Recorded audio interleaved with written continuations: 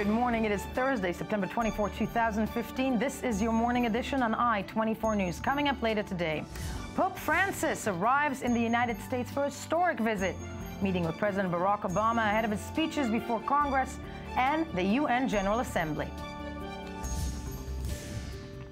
EU leaders pledge 1 billion euros to aid Syrian refugees whose arrival on the continent has wreaked havoc on the bloc. And later on the show, we're going to take a closer look, as we do weekly, at the politician's Instagram of the week. Good morning, I'm Yael Avi, and we begin in the United States today, where Pope Francis arrived yesterday for a historic visit, landing on U.S. soil for the first time. Pope Francis will be in the country for a 6-day visit that will combine his love for the poor with his willingness to tackle the nation's and the world's most significant political, social, and economic controversies. Today could be the most politically significant day of his trip, with the first ever joint address to Congress by a pontiff. He'll then head to New York City, where he will host a religious service at the Ground Zero site of the September 11 attacks in 2001, and of course address the United Nations on Friday. That would be tomorrow. And to further discuss this visit, its historic, the historic visit and its implications, we're joined in studio by Channel 2 Senior Foreign Affairs Editor Arad Nir. Good morning to you. Good morning, Yael. Of course, with us is also I-24 News contributor Ami Kaufman. Good morning. I never leave home without you. And before we break anything down, let's take a look at the following report from the United States about the Pope and his visit. Everywhere Pope Francis went today, large adoring crowds greeted him. The day began with great fanfare at the White House, 11,000 people packing the South Lawn. It was pomp and circumstance, but the president and the Pope not shying away from a little policy talk. Holy Father, you remind us that we have a sacred obligation to protect our planet, God's magnificent gift to us.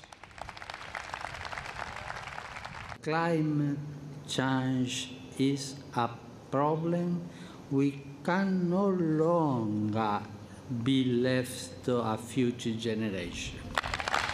And this evening, history made. 25,000 people waiting outside in a blazing hot sun for Pope Francis's arrival. The Mass included the canonization of Junipero Serra, the Spanish priest who established California's missions, and the first Catholic saint ever named on American soil. But to some, it's controversial because of Serra's role in the colonization and forced conversion of Native Americans. During his homily, Pope Francis defended Serra and used him as an example for how to live a meaningful life.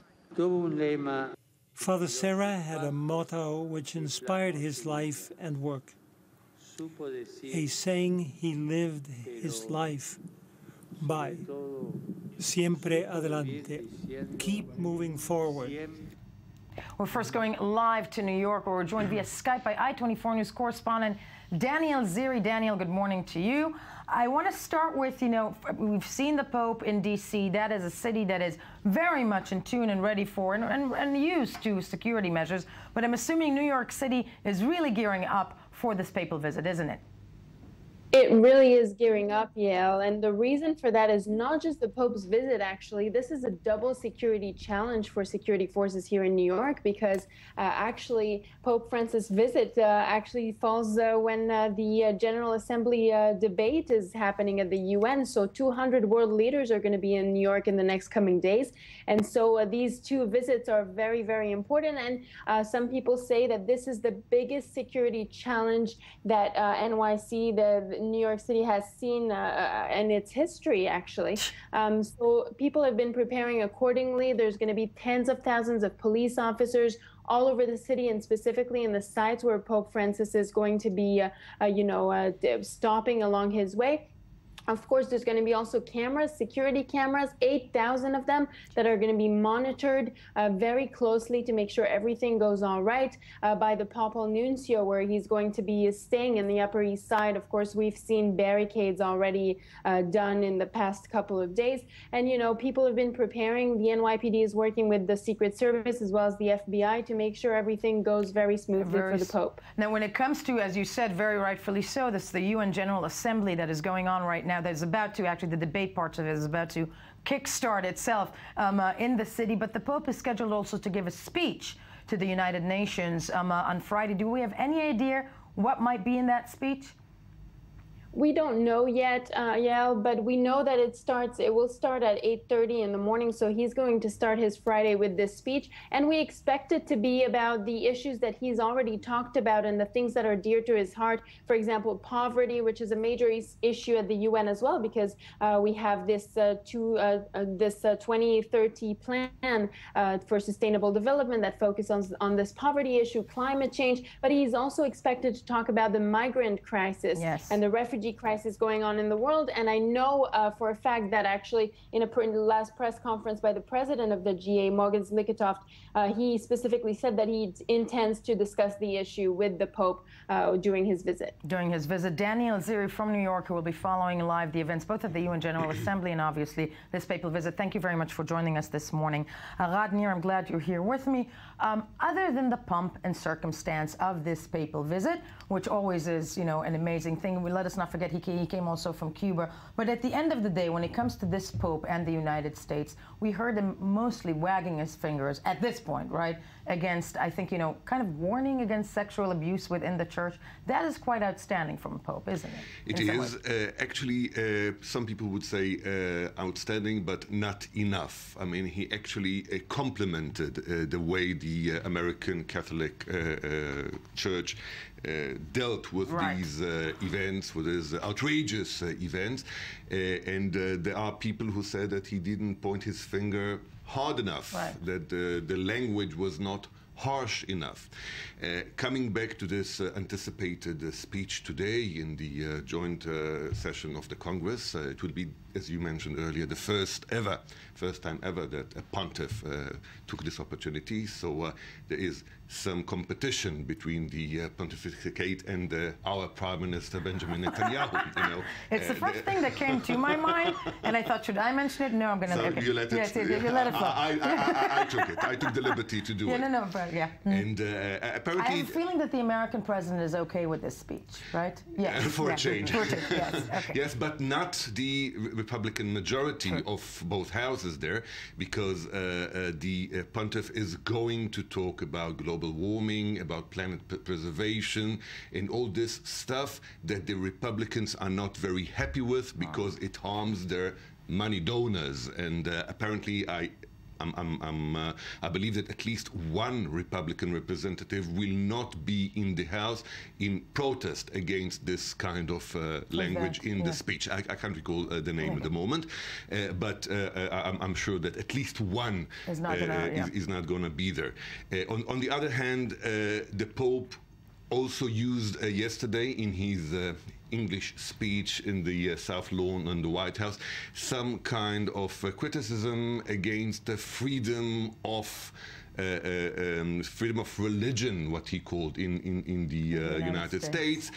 Very, very subtle, but he was pointing towards gay marriage, or against gay marriage, against liberty of abortions, etc. So not everything is very he's not stepping on cool water or on still waters in this visit, at least up until now, when it just started.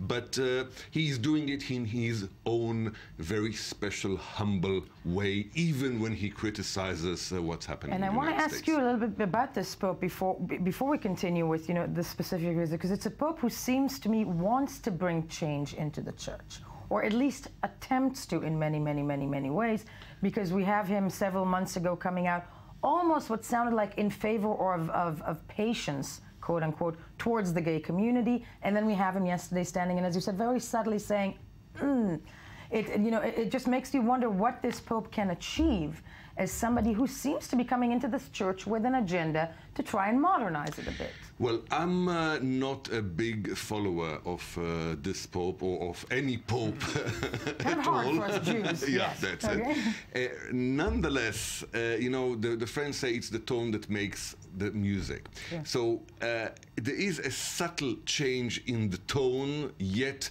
I'm not sure that he is willing to change the music, either because he doesn't want to really, or because he feels that he cannot to. So he's choosing very, very subtle steps in change.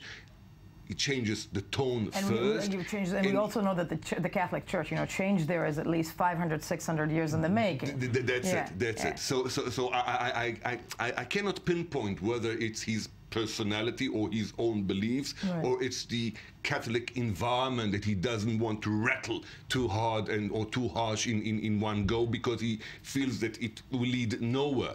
So he is changing the language, he's changing the way he talks about certain things, but he is not leading a real change. Real revolution. Yeah, a real revolution. This would be the definition. He is not a revolutionist. You don't think he's a revolutionist? Not yet. No, that's an important thing. Not yet. No, it's an important thing to mention it, because it's kind of treading these light waters that I very much agree with, that he says things that are very, can be perceived one way or the other. He's liked by everybody. He does make some steps, but then takes them back. But his visit in the States also did not go without complete controversy, as we heard a little bit in that report beforehand. And what's important issue in the church is the canonization of saints. There was some controversy, important to some who sadly don't get enough. Ami Kaufman here with us. Some reports on that also in the press, right? Yeah, as we can see from this headline that we have from Boston Herald that I took, it's the canonization of Junípero Serra, 18th century missionary who brought Catholicism to the American West Coast.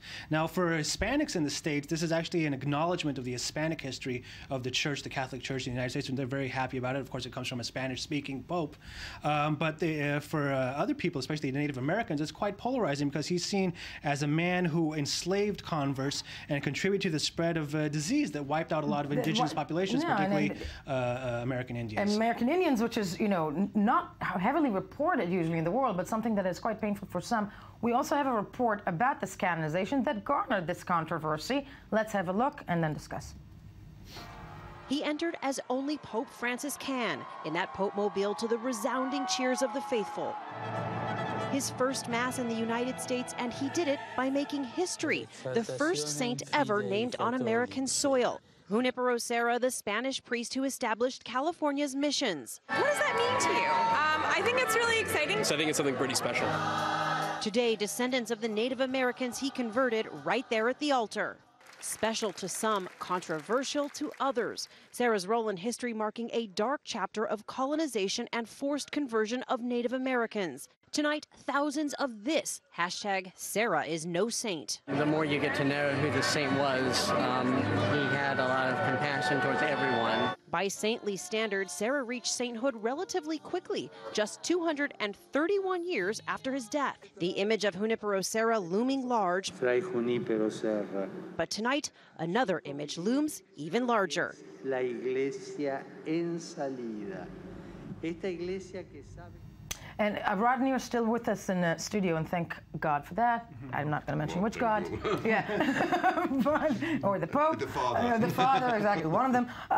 But, when we look at canonization, I did have a chance to cover the Catholic Church in depth several years ago. Canonization is huge in the Western world. It is. And in this, it's kind of sanctioning, and maybe I'm taking this too far, it's kind of sanctioning somebody who helped America, who helped the colonization of America, isn't it?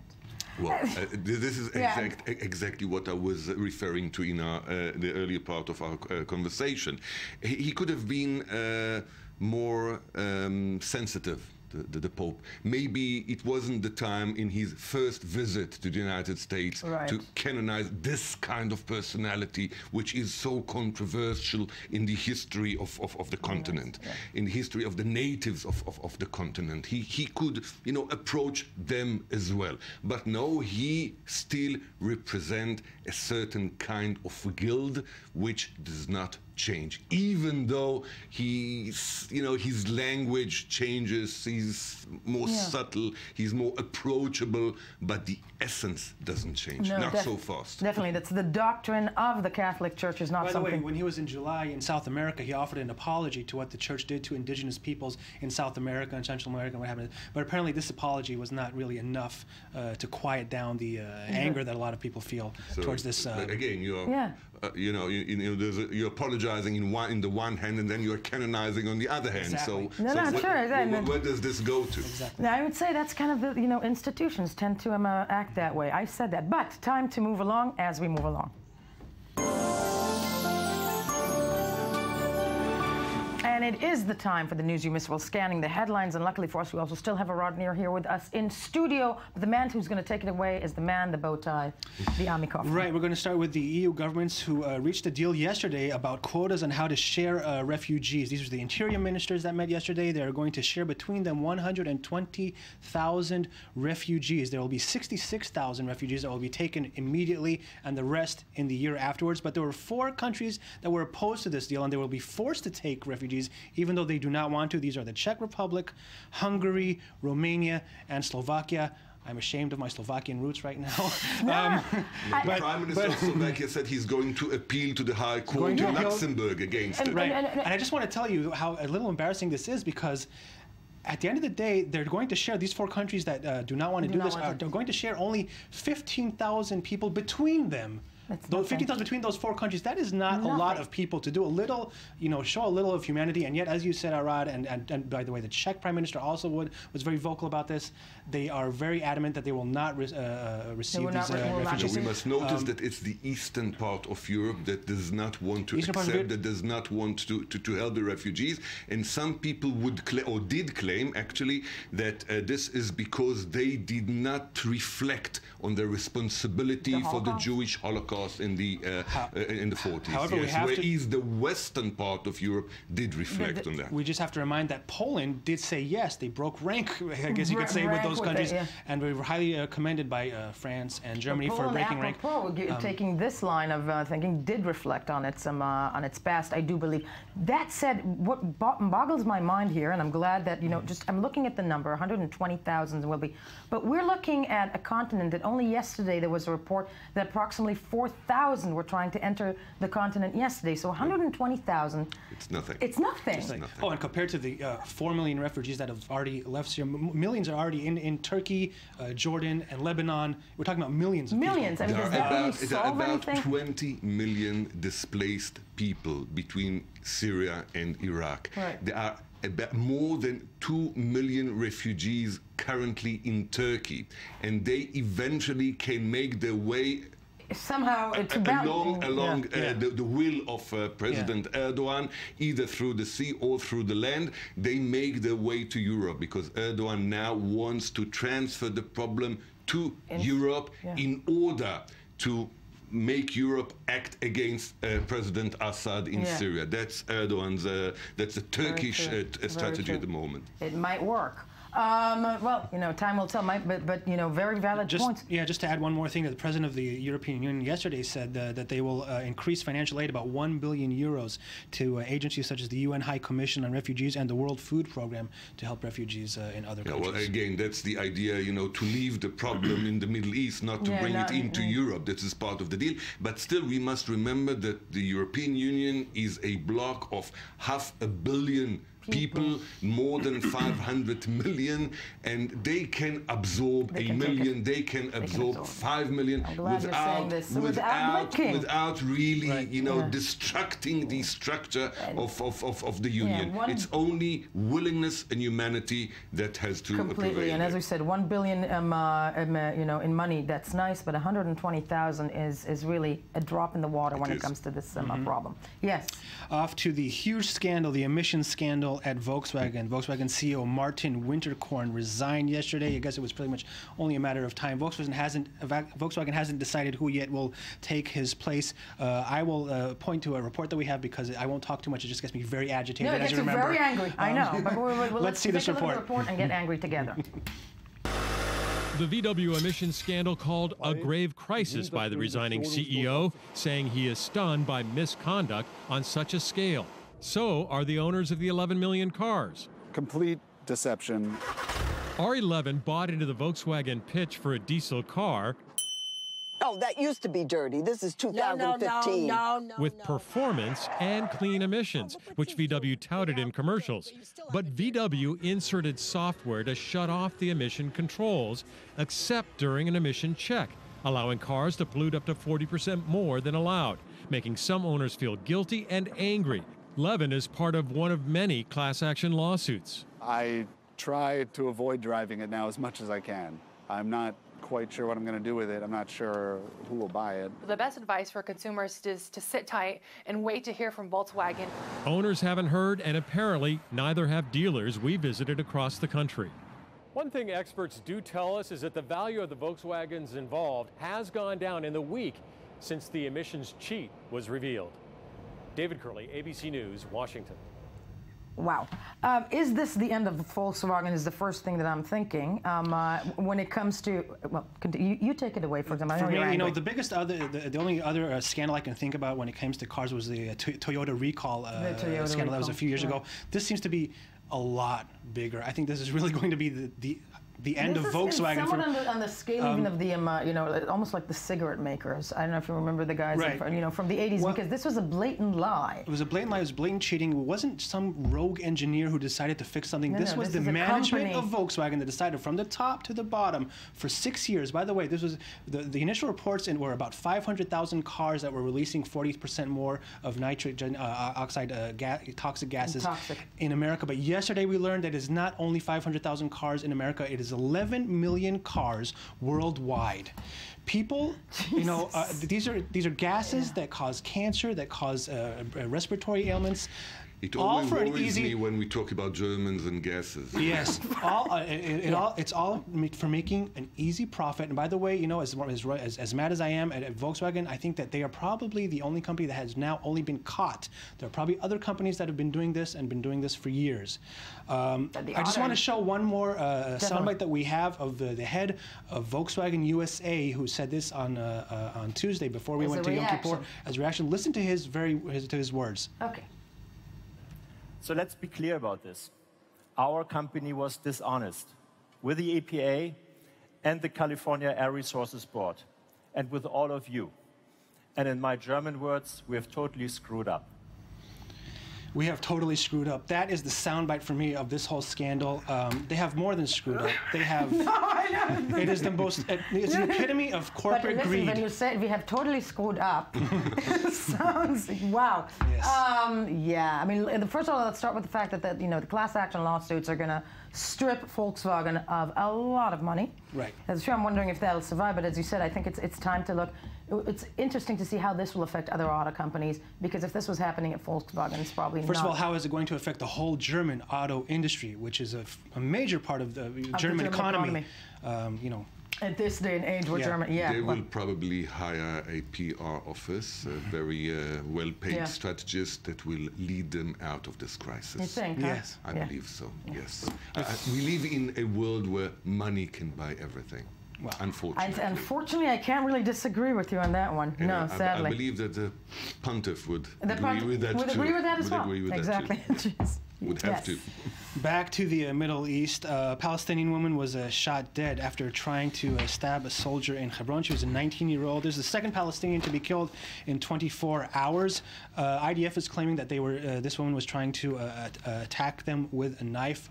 Of course, Palestinians who were at the area and a lot of photographs, a lot of cameras say things might have been a bit different, that she wasn't attacking, she was just waiting for them to tell them what to do. And she didn't understand Hebrew, so there was also a language barrier there. And you know what, to be honest, this is something that basically happens almost on a daily basis at checkpoints for almost 50 years now.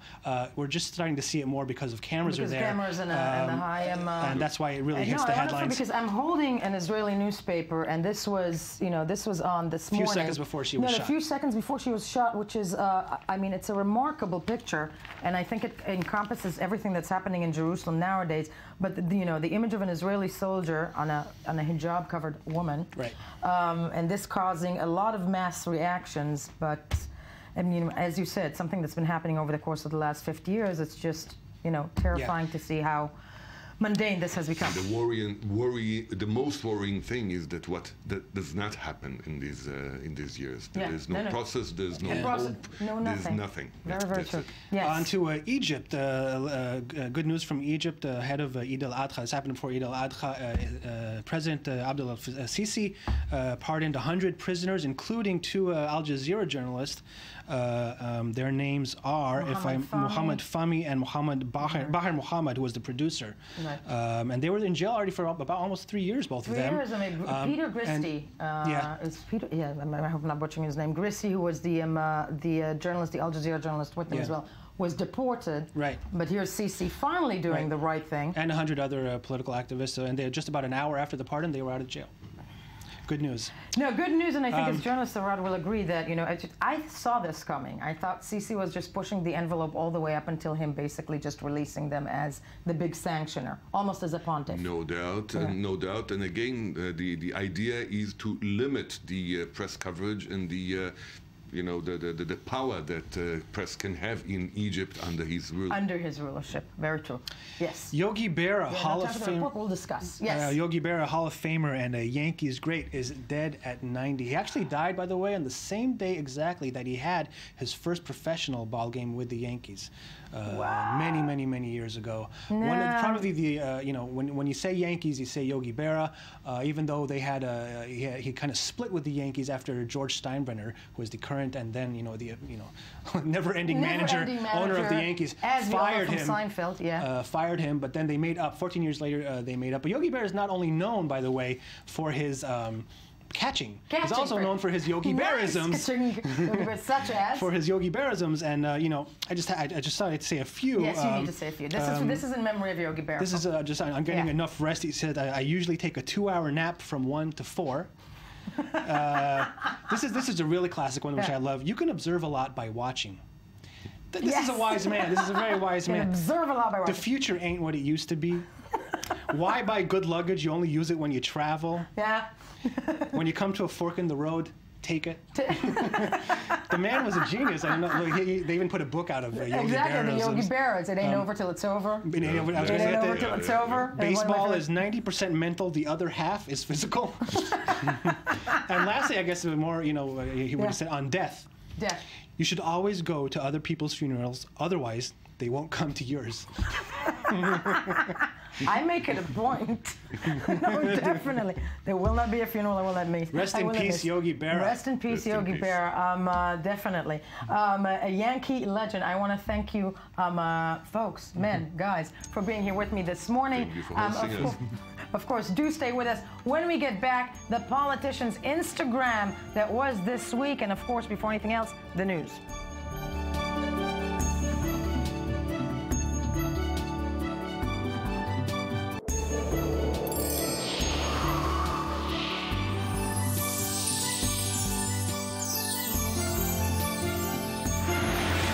Good morning, I-24 News Morning Edition on the September 24th of September, That's what it is. I love it.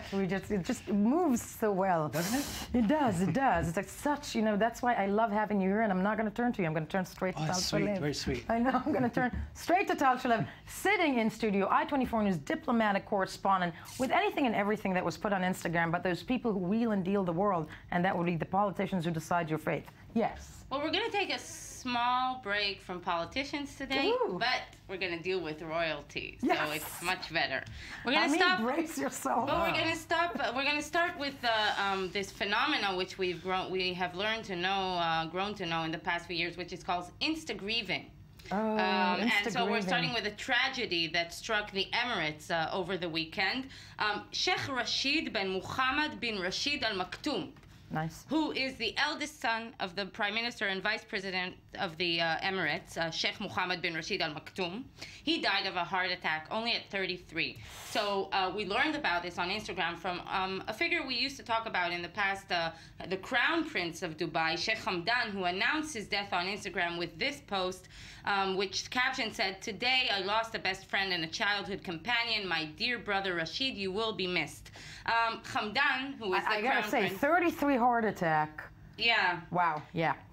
We don't know much about him. We just know he was a keen horse lover. But Hamdan, his brother, he's also a poet. So he also wrote a poem in memory of his brother called My Brother, the Word, which says that the words, my brother, are the two most beautiful words he has ever heard.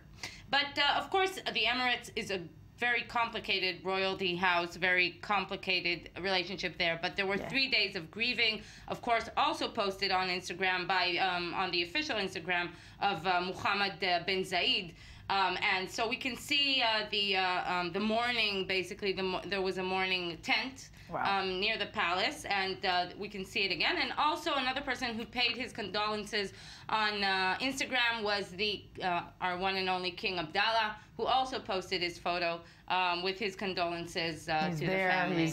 Wow. I mean, it's almost like, it's like House of Thrones. Yes. Yeah, it's like Game of Thrones. It's like Game of Thrones. But we're going to stay with royalty with much happier news. Okay, Instagrief I'm going to have to start using, I have to say. Instagrief, yes. Much happier news. Prince Harry celebrated his 31st birthday on Saturday. We can see this photo from Clarence House, from Prince Charles, who posted this photo. And let's talk a bit about Harry. Harry is back from a summer abroad. He spent the summer working on conservation projects in Africa. Basically, he was tracking lions in Namibia. But how did he decide to celebrate his birthday? It's the 21st century, and I love that, there is a prince. Yes, okay. Okay, so let's see. This is how Prince Harry celebrated his birthday. Nice. This was a Royal Air Force flypast held to mark the 75th anniversary of the Battle of Britain. Harry joined veterans to see a fleet of 40 Hurricane Spitfires and Blenheims take to the air. It's the most in one place since World War II. Yeah. Okay. And as you know, Harry himself is an Apache pilot, so he sacrificed actually his place to give it to one of the last surviving pilots in the battle so he could fly, because the assumption is that now it's the 75th anniversary, and it's likely that any of the pilots will probably not be here for the next one. So we also have a video of that. Let's take a look.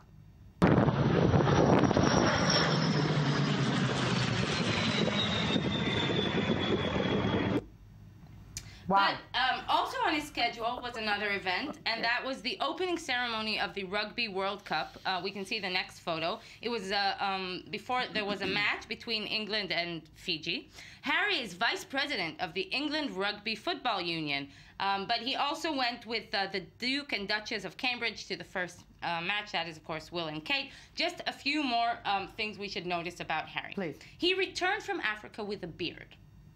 Last time he returned from abroad with a beard, he had to shave. Ami has kind of like. I noticed. Yeah, there's a lot of talk about the beard. Okay, he returned from Africa with a beard. Well, last time he returned abroad from a beard, he had to shave it off within a month because the Queen apparently does not approve of her grandson's quote-unquote Windsor whiskers.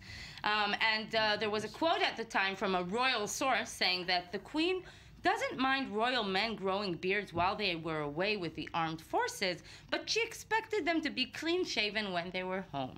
Ooh, wow. And just some more gossip about Harry and his birthday. Well, there's a big scandal because he was photographed having a cigarette on his birthday celebration. Because we all know that princes don't smoke. Exactly. And he was also spotted partying with his ex-girlfriend, Cressida Bonas. Does the Queen allow smoking? Not really.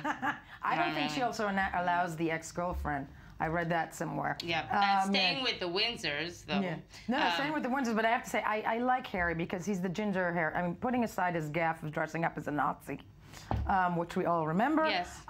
He's a bit more of a, Diana in some ways. More of a Diana? Yes, he is. He has more of a Diana. He's more of a, free spirit. Yes. Well, the other royalty, and staying with the Windsors, Kate, of course, Kate Middleton, returned to her official duties this week after her maternity leave, and she certainly made a comeback because she had this dramatic hair statement, which is a fringe. Oh my Lord! And I don't know. We're going to see women around the world with like, we are. We might. They say the fringe is the 30-something Botox. Did you know that? Really? Yeah. Interesting. Yeah, exactly. Okay. I can't do it. But what did she do on her first week back? She went to visit the Anna Freud Center in London, where she learned about mental health issues for children and young adults. And she also took part of the interactive activities. Let's take a look at the video.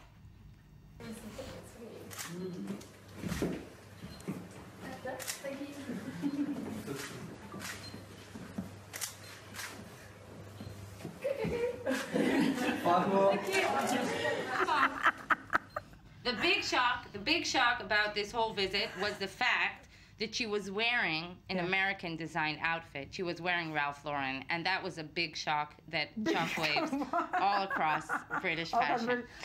You're not allowed. You're not allowed. The Queen doesn't allow American designers. Apparently she doesn't. No, not Ralph Lauren. Britain held its breath. Yeah.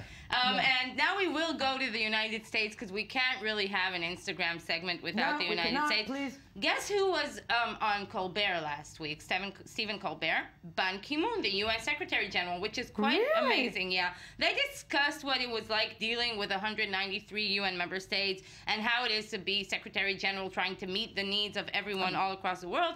And he also recalled the infamous speech by Muammar Gaddafi. You remember that speech when Muammar Gaddafi just didn't stop speaking for an hour and a half, and in the end the translator passed out. So that was the main topic. But the United Nations Instagram account also posted this segment from the show. Let's see it. Let's take a look.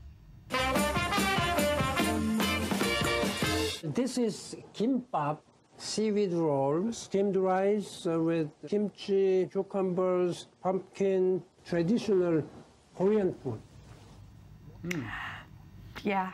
I shouldn't be saying this, but when you look at that, it's great, but it looks like something a restaurant would post in the, and here's your chef. Right. Yes, exactly. Yeah, okay, I said that. But do you think that Ban Ki-moon just sits around the UN and only eats Korean food? Because if that's what's on his plate, it seems like he's not really trying out the mac and cheese all around.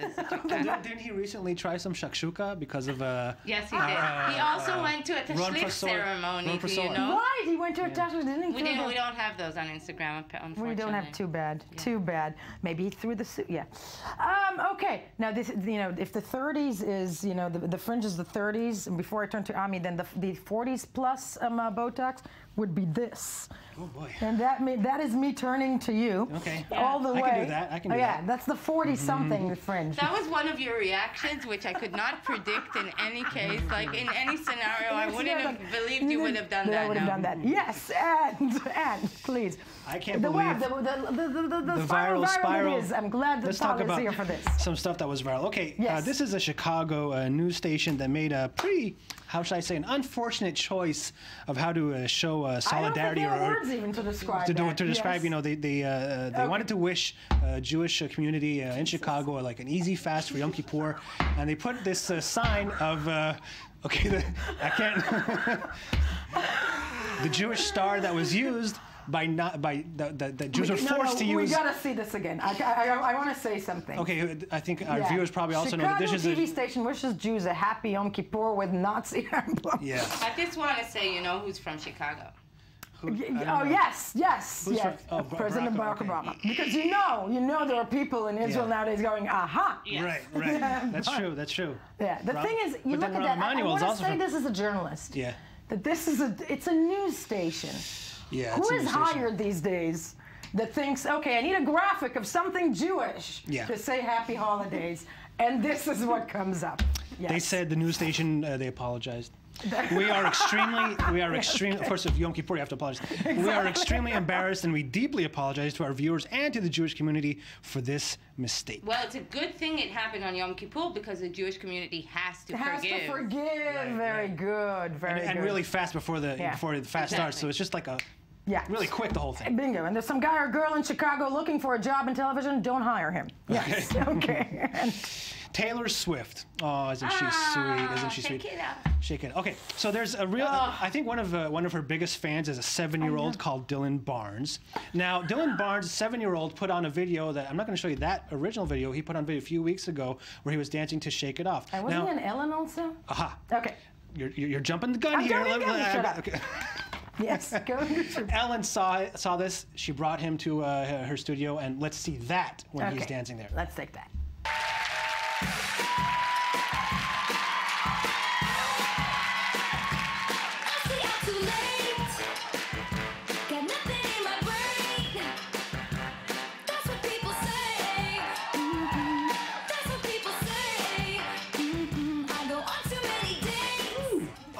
Yes! Wow! But now his dream has come true, as we have seen yesterday when Taylor Swift posted on her Instagram. She went to visit Dylan Barnes at his home and dance with him. Let's see. She went down and jiggy with him. Let's take a look.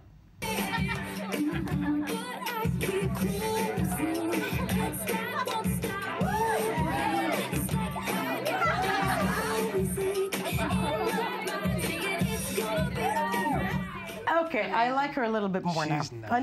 No, She's nice. She's very nice. Isn't she? You gotta give her just for making like a hit song with the with saying Good one. Good one. Very good one. The future of music is no, true. And we didn't talk about Donald Trump today. I think we should. We must.